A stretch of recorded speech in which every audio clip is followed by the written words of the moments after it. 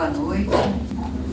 Hoje nós vamos prosseguir com o estudo do livro O Espírito...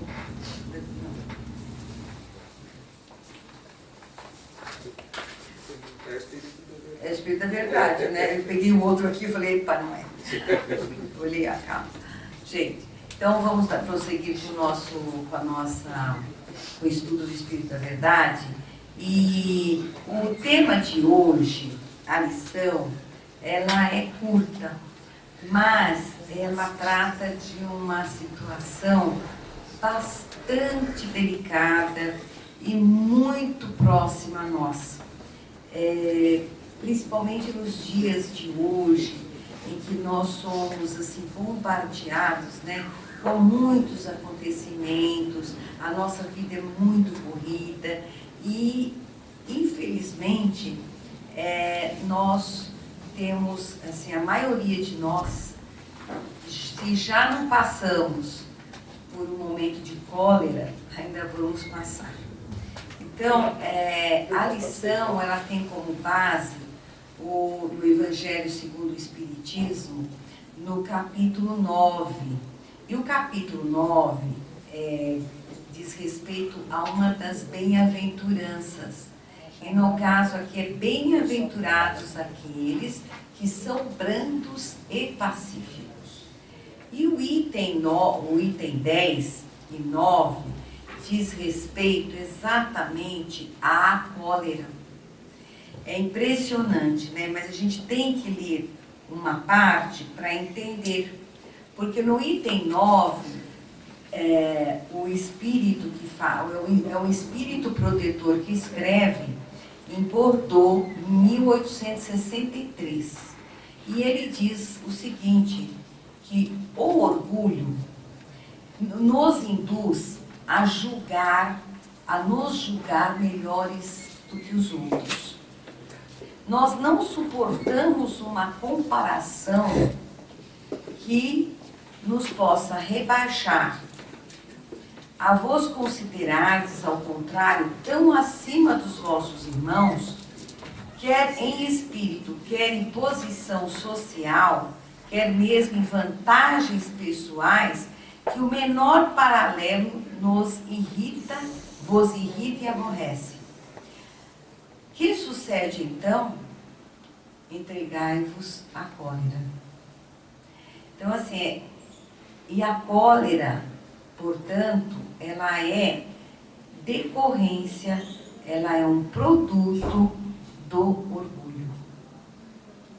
Porque quando nós não suportamos, né, ser rebaixados, sermos contrariados, entramos no processo de cólera. Aí ele diz o seguinte, faça uma pesquisa da origem dessa demência, desses acessos de demência passageira, porque a cólera é um estado de demência passageira. Porque quando nós entramos no estado de cólera, nós não ouvimos, nós não enxergamos, nós simplesmente explodimos.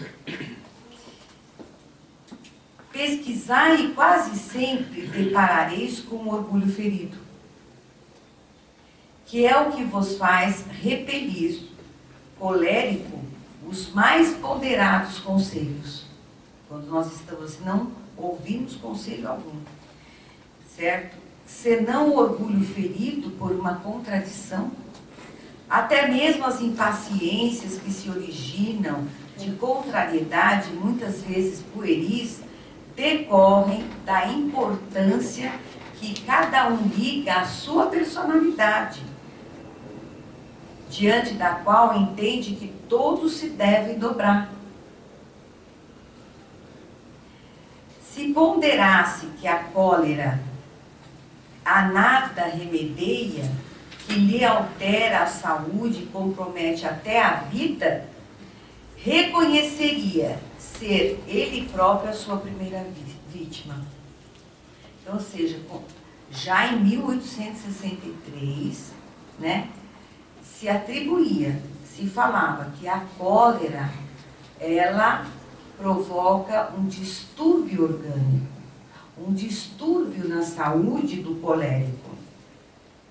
E, então, olha, se tem coração, não lhe será motivo de remorso fazer que sofram os entes a quem mais ama? Né? E que pesar mortal se num acesso de fúria praticasse um ato que houvesse de deplorar por toda uma vida? Em suma, a cólera não exclui certas qualidades do coração, mas impede se faça muito bem e pode levar à prática de muito mal. Isso deve bastar para induzir o homem a esforçar-se por dominar.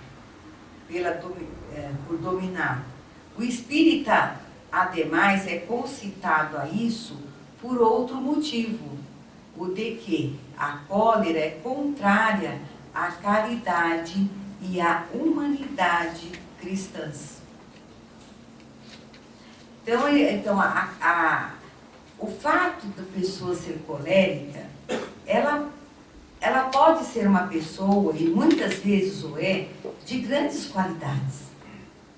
A pessoa, às vezes, ela tem um caráter muito forte, ela é justa, a pessoa é boa, é uma pessoa até caridosa.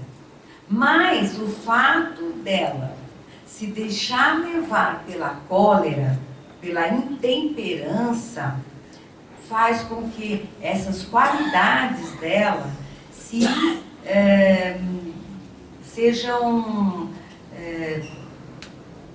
não apareçam, elas sejam, como é que se posso dizer, abafadas, dissipadas, ou às vezes até abafadas, elas estão lá, mas a cólera faz com que elas fiquem abafadas e dê vazão a atitudes más, a atitudes que vão prejudicar a outrem e que a pessoa pode se arrepender pelo resto da vida. Situações muitas vezes irremediáveis. E ainda no item 10 do Evangelho, diz que, segundo a ideia falsíssima de que lhe não é possível reformar a sua própria natureza, então aí ele vai abordar a pessoa que diz, mas é do meu temperamento, é da minha natureza, eu sou uma pessoa explosiva. Então ele fala que é uma ideia falsa. O homem se julga, quando ele atribui ao seu temperamento, dispensado de empregar esforços para se corrigir dos defeitos, em que de boa vontade se comprasse, ou que exigiriam muita perseverança para serem extirpados. Então ele diz assim, o defeito de ser estourado da intemperança, ou a pessoa se compraz neste defeito, eu sou assim mesmo, né? Eu nasci assim, vou morrer assim. Ou dá muito trabalho, porque dominar um defeito nosso exige o quê? Disciplina. Disciplina e disciplina. E a disciplina nem sempre a gente vê com bom grado. É complicado. Porque se nós fôssemos disciplinados, muitos de nós faríamos exercícios regularmente, todos nós comeríamos só coisas saudáveis, né? Então, começa daí a nossa dificuldade ainda de ter disciplina. E dominar o nosso temperamento exige disciplina. E quanta? Então, a pessoa...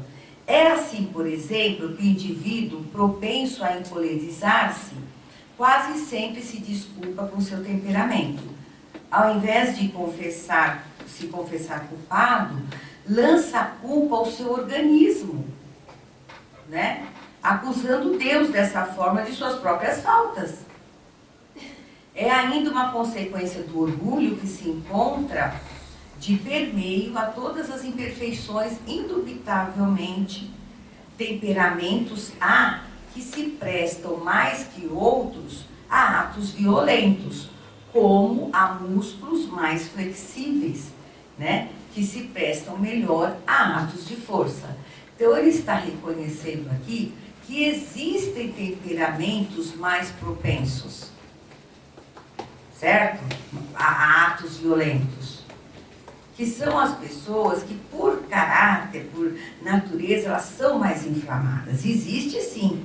Assim como existem músculos, né, que são mais propensos, que aguentam mais, né, a força. São mais flexíveis e, portanto, eles suportam mais força. Não acrediteis, porém, que aí resida a causa primordial da cólera. Então é um alerta. Não é porque nós somos de um temperamento explosivo que aí está a causa da cólera. Já pensaram nisso? Por quê? O organismo em si não pensa, né? Então, sabe aquela forma orgânica, a pessoa, né? Desde bebê já é truculenta, um homem, mulher, na forma de ser, na forma de se expandir, mas não é a fonte, a origem da cólera. Aí ele fala assim, e persuadidos de que o espírito pacífico, ainda que num corpo bilioso, será sempre pacífico. E que o espírito violento, mesmo num corpo linfático, não será brando. Somente a violência tomará outro caráter. Não dispondo de um organismo próprio para lhe secundar a violência, a cólera tornar-se-á concentrada, enquanto no outro caso será expansiva. Então, não é porque uma pessoa explode, só ela é colérica. Existe a cólera para dentro. Então, há pessoas, às vezes, franzina, em que o organismo dela não suporta explosões. Ele não é dotado dessa natureza, mas aquela cólera interna. Então, é a pessoa biliosa que embute a sua cólera. Ela estoura para dentro. Mas não é por isso que ela deixa de ser colérica. Porque a cólera tem a natureza, tem a origem no espírito. Ela decorre de um pensamento, de um sentimento. E corpo não pensa, nem sente, é o espírito. Aí ele fala, a não ser assim, onde estaria o mérito da responsabilidade? Ah, a culpa é do meu corpo, do meu organismo. Onde estaria o mérito da responsabilidade? O homem deformado não pode tornar-se direito, porque o espírito nisso não pode atuar. Mas pode modificar o que é do espírito, quando o quer com vontade firme.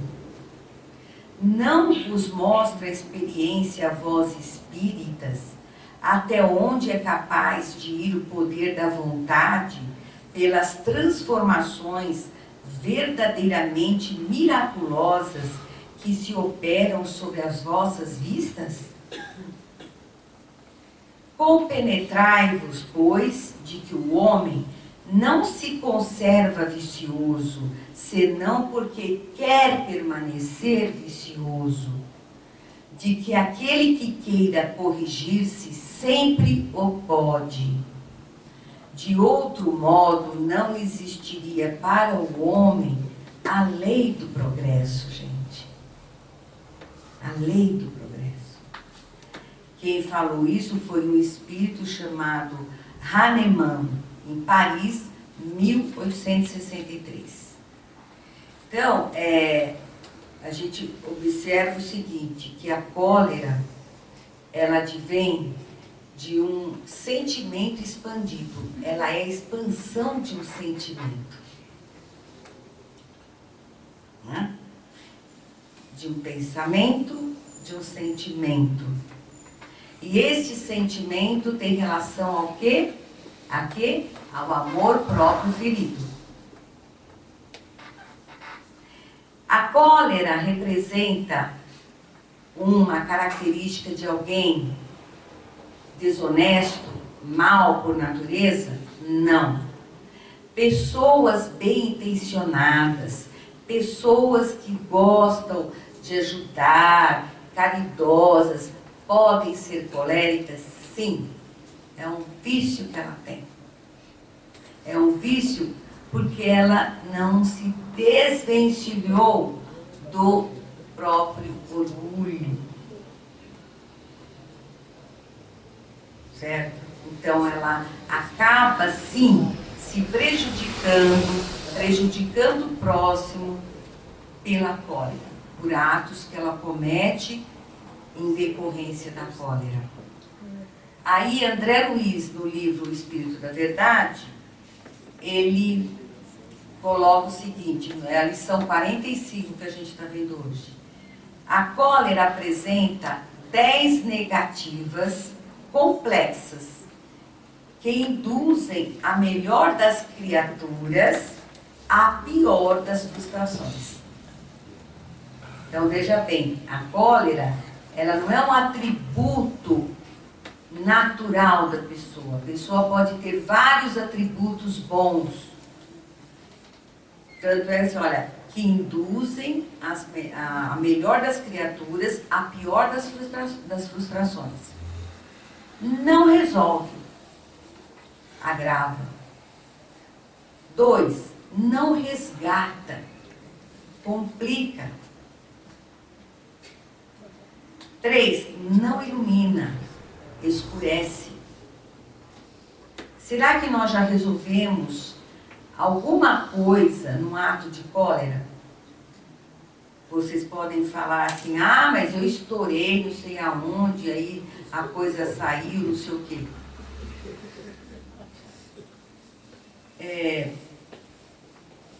Pode até ser que tenha resolvido uma situação, mas não foi pela sua cólera. Foi porque tinha que ser resolvido e você estava certo, talvez no seu direito, no seu argumento, mas não é porque você estourou. Agora, o fato de ter estourado, nós liquidamos, eliminamos não sei quantos neurônios. É que eu não tive tempo de buscar, mas eu já tinha lido que no momento de cólera, nós matamos as células, os neurônios, que não se recuperam. Porque neurônio é uma célula que não se recupera. Tá? Não se produz novos neurônios. E a gente mata. Então já começa aqui. Então assim, ela não resolve, ela agrava. Não resgata, ela não ilumina, ela escurece.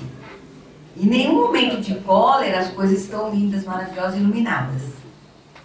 Né? Se a gente pudesse colocar em cores, uma explosão de cólera, ela seria azul, lilás. Não, a gente não teria, seria escuro, enceguecido. Não reúne, separa. Não adianta a gente falar que na hora da cólera lá, a gente tem gente, vai conseguir reunir. Todo mundo se afasta, porque, certo? É um impacto, a gente não consegue reunir nada a nosso favor. Não equilibra, desajusta, não reconforta, envenena, não favorece, dificulta, não abençoa, maldiz. Então, para ver alguém que estoura com cólera, assim, ai, graças a Deus! Né? E se é que fala graças a Deus, é uma maldição, porque do jeito que sai a voz, A gente vai, não edifica, destrói. Evite a cólera, como quem foge ao contato destruidor da alta tensão. Né? Sabe a rede de alta tensão? Nós temos que evitar, fugir, aliás, evitar não, fugir. Assim, estarmos assim, a quilômetros da cólera. Como nós nos precavemos quando passamos uma rede de alta tensão, um fio de alta tensão caído, a gente não é tonto de passar ali. É passar a quilômetros. Mesma coisa. Mas se você amanhece de mau humor, antes que o flagelo se instale de todo na sua cabeça e na sua voz, comece o dia rogando à divina bondade o socorro providencial de uma laringite. Então, ou seja, antes de sair blasfemando, xingando, falando, que bom se uma laringite nos... Né, daquelas que deixam rouca, que você não consegue nem balbuciar. E com relação à voz, né, que ele fala, André Luiz tem uma lição no livro Sinal Verde, no domínio da voz. Né? E é interessante o que ele fala aqui. Ele fala, observe como vai indo a sua voz, porque a voz é dos instrumentos mais importantes na vida de cada um. A voz de cada pessoa está carregada pelo magnetismo dos seus próprios sentimentos. É interessante porque dar atenção à nossa voz. De que maneira ela está se expandindo, está sendo veiculada. Né? Como nós estamos tratando a nossa voz? Porque ela é o nosso cartão de visita. Ela fala muito de nós, porque ela está carregada dos nossos sentimentos. A gente não está falando dos nossos sentimentos, mas ela transmite o que estamos sentindo, no seu tom, na sua vibração. Aí ele fala, fale em tonalidade, não tão alta que assuste e nem tão baixa que crie dificuldade a quem ouça. Importante isso também, né? Não adianta ele sair sussurrando, o outro não conseguir ouvir. Sempre aconselhável, aí é interessante que ele fala que é sempre aconselhável repetir com paciência o que já foi dito para o interlocutor, quando necessário, sem alterar o nosso tom de voz, entendendo-se que nem todas as pessoas trazem audição impecável. A gente já pensou nisso? Às vezes é o nosso próprio marido, a mulher, o filho. Nem todos nós ouvimos na mesma tonalidade, na mesma vibração. Não é sempre também que nós estamos com a atenção focada, de modo que a nossa audição também esteja, como diz hoje na gíria, antenada. Aí, a quem não disponha de facilidades para ouvir, nunca dizer frases como estas. Você está surdo? Você quer que eu grite? Quantas vezes você quer que eu fale? Ou já cansei de repetir isto? Alguém se identificou aí? Ai, como é difícil, gente. A voz descontrolada pela cólera, aí vem, no fundo, é uma agressão. E a agressão jamais convence. Nós acabamos de ver aqui, né? A cólera não convence, não resolve nada. Então, a agressão não convence. Converse com serenidade e respeito, colocando-se no lugar do outro, né? Que ouve. e educará suas manifestações verbais com mais segurança e proveito. Então, aí ele já deixa uma dica para nós, né? Uma dica aí de exercício, porque às vezes a gente lê o que os mentores nos escrevem, mas às vezes a gente não tem a fórmula, né? Às vezes nos falta instrumental para que a gente pratique o que é necessário. E aqui ele está deixando o instrumental importante, ou seja, conversar com serenidade e respeito à pessoa que nos ouve. Já é uma prática, né? Saímos do campo da teoria, vimos para a prática. Então, falar com serenidade e respeito àquele que nos ouve, certo? E assim nós estaremos nos colocando no lugar do outro. Porque às vezes nós estouramos e é falta de compaixão, porque o outro, ele não entendeu, ele não está num bom dia, aquilo acontece. Percebem? E a gente estoura. E quando a gente estoura por coisas que não estão diretamente relacionadas, pior ainda, o outro nem está lá e a gente está estourando, todo mundo à nossa volta entrou naquele clima horroroso, percebem? Porque a gente não concorda com tal coisa, com tal assunto, com tal declaração, com tal instituição, e a pessoa às vezes ela explode, se sente atingida por aquilo, e estoura, explode, né? Bom, se colocar no lugar da pessoa, educar, fará com que a gente eduque as manifestações verbais com mais segurança e proveito. Aí ele daqui, em qualquer telefonema, e hoje em dia a gente pode, né? A gente usa menos telefone, mas o que a gente usa de WhatsApp, né? Mensagens pelo Messenger, e por aí vai na mídia. Então vale também, tá? É que em 1945 não tinha nada disso, né? Que eu acho que o livro Sinal Verde, acho que é de 1945, né? Então, em qualquer telefonema, recorde que no outro lado do fio está alguém que precisa da sua calma, a fim de manter a própria tranquilidade, né? Então, isso vem ao encontro do que nós lemos também aqui no Evangelho, nós espíritas, né? Dominar o acesso de cólera, ouvir melhor o outro, dar espaço para o outro, é ato de caridade. Então, complementa o que a gente acabou de ler no Evangelho segundo o Espiritismo. E só para a gente terminar, tem um conto, uma passagem que a Meimei escreveu na época de Jesus.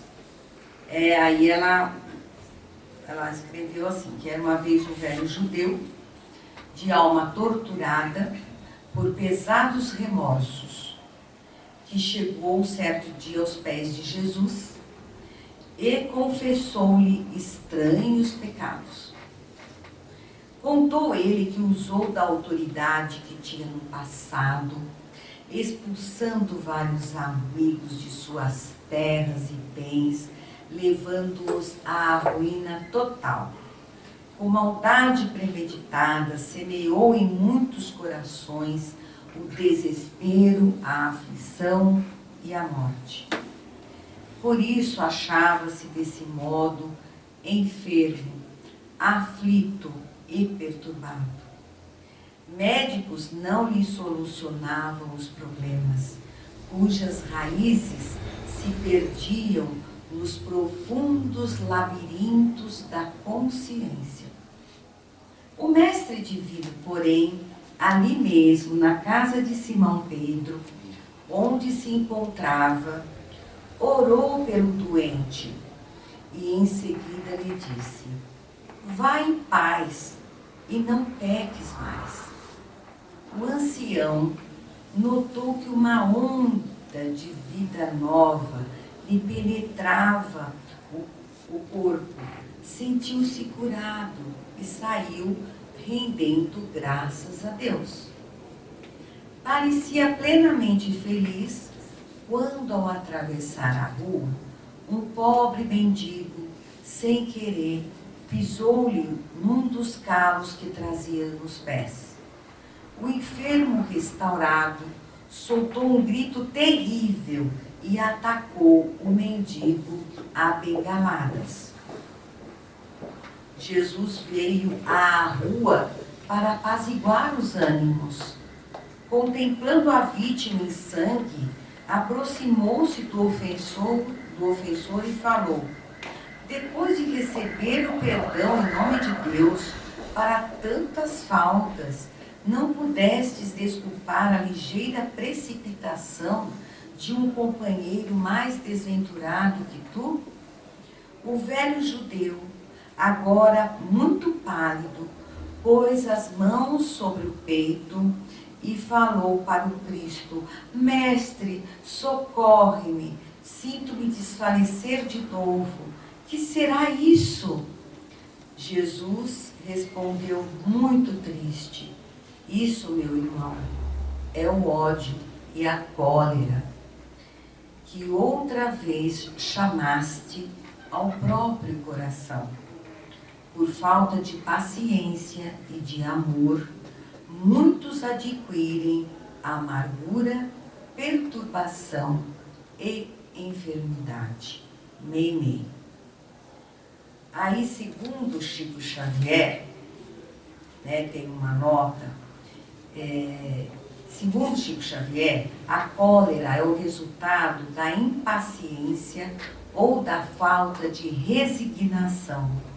Diz ainda o médium mineiro que 60% a 80% de nossas doenças foram adquiridas através dos choques de intolerância, das ofensas e da falta de perdão.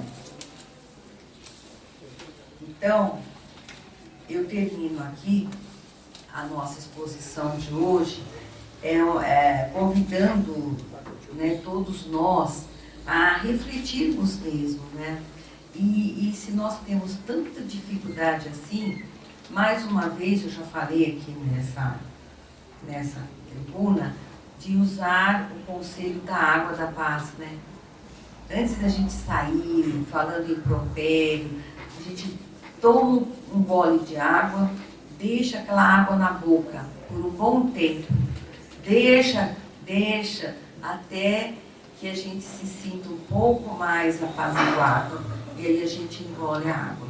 A gente vai perceber que já não é aquela explosão, sabe? Então existem muitas formas da gente poder assim dominar esses ímpetos, A meditação, e a prática da caridade, Jesus já deu a fórmula para nós. A gente está tudo concentrado no fazer ao próximo aquilo que nós gostaríamos que o próximo fizesse para nós. Quem de nós gosta que alguém estoure com a gente? Sai, estoure.